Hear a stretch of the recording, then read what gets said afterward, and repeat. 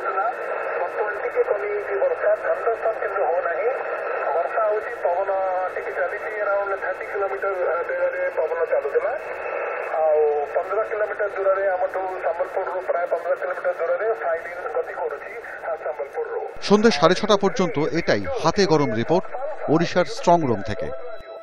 কোন দিকে মুখ ফিরিয়েছে ফাইলিন, কত কিলোমিটার দূরে ছুটে চলেছে ঝড়, বাতাসের গতিবেগ কত, বৃষ্টির জন্য কোথায় কোথায় এখনো বিচ্ছিন্ন যোগাযোগ। প্রায় ওড়িশার স্ট্রং রুমের ব্যস্ততা কলকাতার উত্তর প্রান্তের একটা ঘরে।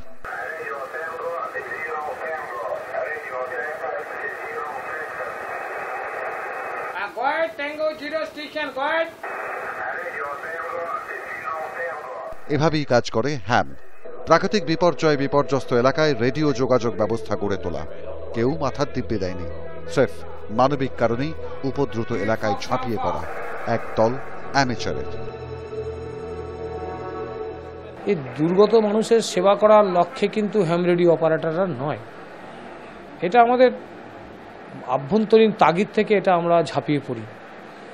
রেডিও নিয়ে সারা বছর রিসার্চ করা, বিভিন্ন ডেভেলপমেন্ট কাজ করা, এটাই আমাদের লক্ষ্য এবং সরকার এই কারণেই লাইসেন্সটি আমাদেরকে দেন। কিন্তু বিপর্যয়ের সময় বিজ্ঞান যদি মানুষের কাজে যদি ব্যবহার করতে না পারি, সে বিজ্ঞানকে আমরা মনে করি ড্রেনে ফেলে দেওয়াই ভালো।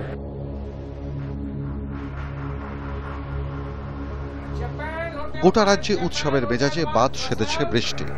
ওড়িশাকে ছিন্ন ভিন্ন করে দিচ্ছে ফাইলিন। ওড়িশার হ্যামরা তো বটে, খোদ কলকাতা থেকে ছুটে গেছেন হ্যামরা ওড়িশার পাশে দাঁড়াতে। যোগাযোগ রাখছে কলকাতা সেন্টার।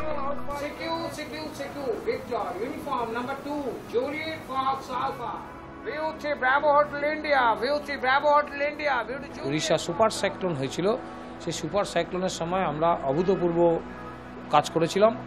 সেটা সরকারের নোটিশে আছে, সরকার তাই আমাদেরকে ডেকেছেন, প্রথমেই আমাদেরকে ডেকেছেন। আমরা ওখানে গিয়ে রেডিও স্টেশন তৈরি করে ফেলেছি অ্যালার্ট হওয়ার সাথে সাথে। সেই রেডিও স্টেশনগুলি অ্যাক্টিভ, সেখান থেকে কমিউনিকেশন আসছে। ইথার তরঙ্গে ভেসে আসছে মেসেজ, চার্লি ডাকছে রজারকে। ভেসে আসছে কোড, ডিকোড করার মুহূর্তটুকু দেরি। খবর ছুটে চলেছে ইথার তরঙ্গে, তরঙ্গে তরঙ্গায়িত হচ্ছে যোগাযোগ। একজন মানুষের জন্য আর একজনের, একজন অসহায়ের সঙ্গে একজন সাহায্যকারীর।